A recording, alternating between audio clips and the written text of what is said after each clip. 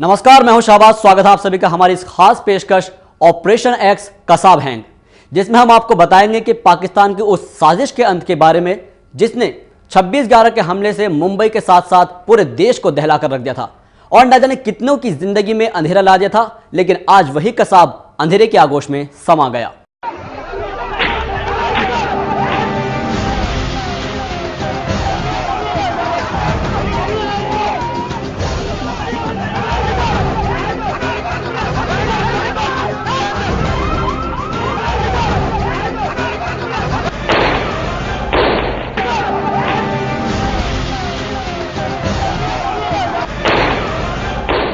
छब्बीस 11 मुंबई अटैक के गुनहगार पाकिस्तानी आतंकवादी अजमल आमिर कसाब को फांसी दे दी गई है। कसाब को मुंबई की ऑर्थर रोड जेल से पुणे की यरवड़ा जेल में शिफ्ट करके बुधवार की सुबह 7:36 पर फांसी पर लटकाया गया।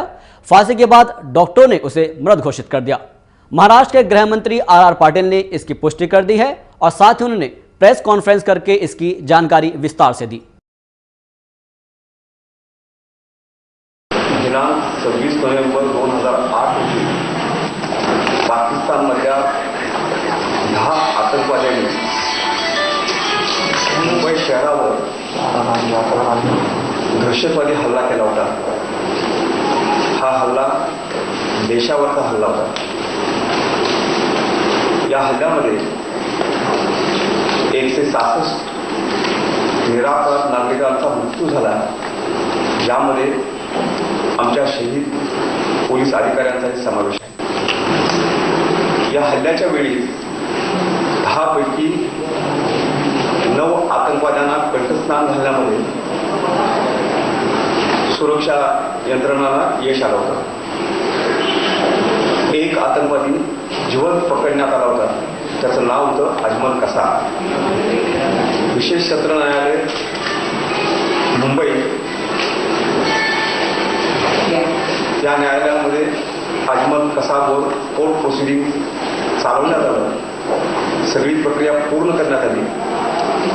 न्यायालयाने अन्य शिक्षेबरोबरच त्याला फाशीची शिक्षा दिलेली होती।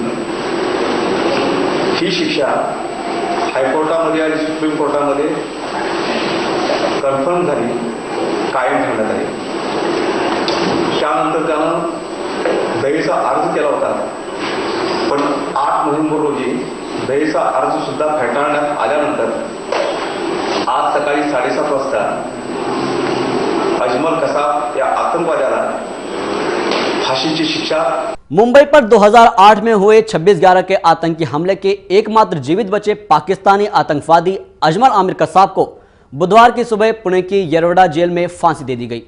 कसाब को फांसी दिए जाने पर गृह मंत्री सुशील कुमार शिंदे ने कहा कि कसाब की याचिका 5 नवंबर को खारिज हुई थी। 8 नवंबर को ही कसाब को फांसी दिया जाना तय हो गया था, लेकिन उसे तब फांसी न देकर आज सुबह 7:36 पर पुणे की यरवड़ा जेल में फांसी दे दी गई। शिंदे ने कहा कि कसाब को फांसी दिए जाने के साथ ही उन्होंने 20 नवंबर के मुंबई हमला करने के मामले की न्यायिक प्रक्रिया पूरी कर ली थी और कसाब को फांसी दिए जाने के बारे में पाकिस्तान को सूचित भी कर दिया गया था।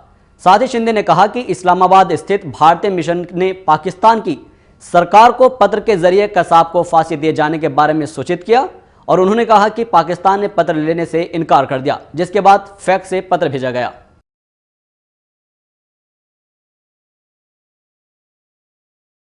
सुबह 7:30 बजे अजमल कसाब को यरवड़ा सेंट्रल प्रिजन में फांसी दी है। मुंबई का एक बहुत बड़ा इंसिडेंस हो गया था, जिसमें 166 लोग मारे गए थे। 10 आरोपी में से एक आरोपी मिल गया था, बाकी 9 लोगों को वहाँ ही खत्म हो गए थे। तो वो जो बचा था एक, उसकी कार्रवाई पूरी चली और राष्ट्रपति जी को मर्सी पिटीशन किया गया। वो मर्सी पिटीशन हमने 16 अक्टूबर को राष्ट्रपति जी को भेजा था, होम मिनिस्ट्री ने। होम राष्ट्रपति जी ने 5 नवंबर को वो पेपर्स दे दिए और हमने सिफारिश की थी, रिकमेंड किया था। और जैसे मैं इंटरपोल से आ गया रोम से, तो फाइल मेरे मेज पर थी।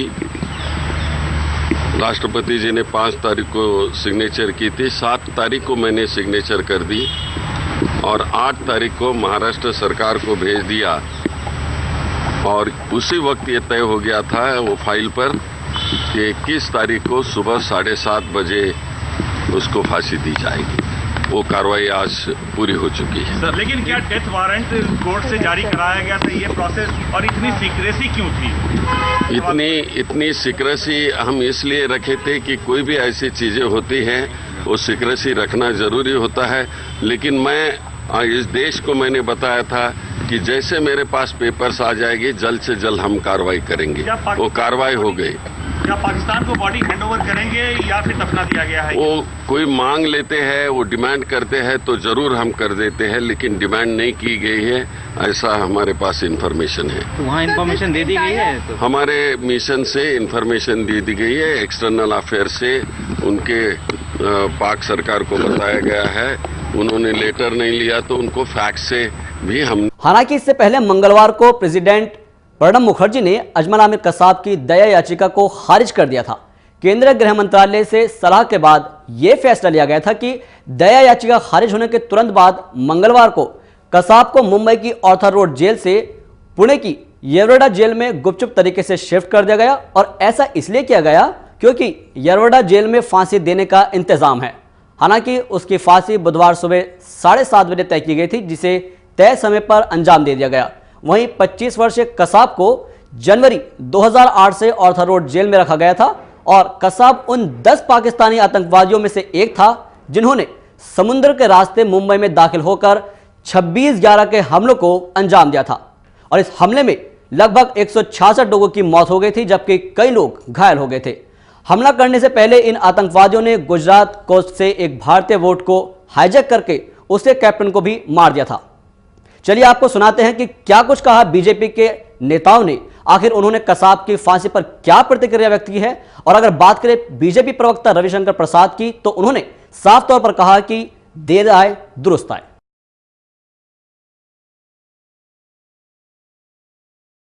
गया दुरुस्त कदम है। मुंबई में आतंकवादी हमला 2008 में हुआ था और आज 2012 में पूरे लगभग 4 साल के बाद हम अंतिम सजा दे पाए। आज का दिन हमें आतंकवाद के खिलाफ लड़ाई में एक नए संकल्प को दोहराने का है और भारतीय जनता पार्टी यूपीए सरकार से और कांग्रेस से यह अपेक्षा करेगी कि इस पूरी लड़ाई में एक नए संकल्प को दिखाएं।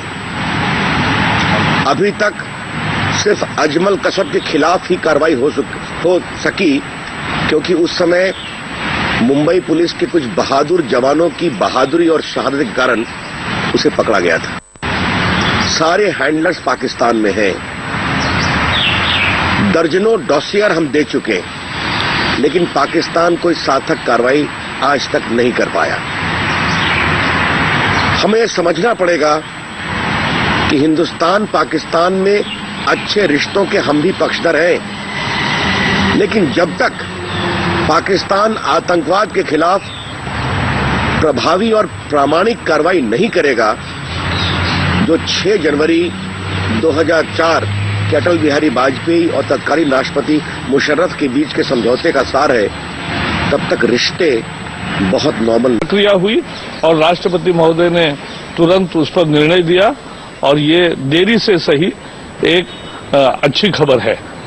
लेकिन जिसने संसद पर हमला किया वो अफजल का, अभी क्यों उस पर कार्रवाई नहीं हो रही, उसकी फांसी पर अमल क्यों नहीं हो रहा है? क्योंकि पहले सरकार बता रही थी कि वो कतार में होता है, लेकिन अब साफ हो गया अब्दुल कसाब के कारण कि कोई कतार बितार नहीं होती और आतंकवादियों को काहे की कतार।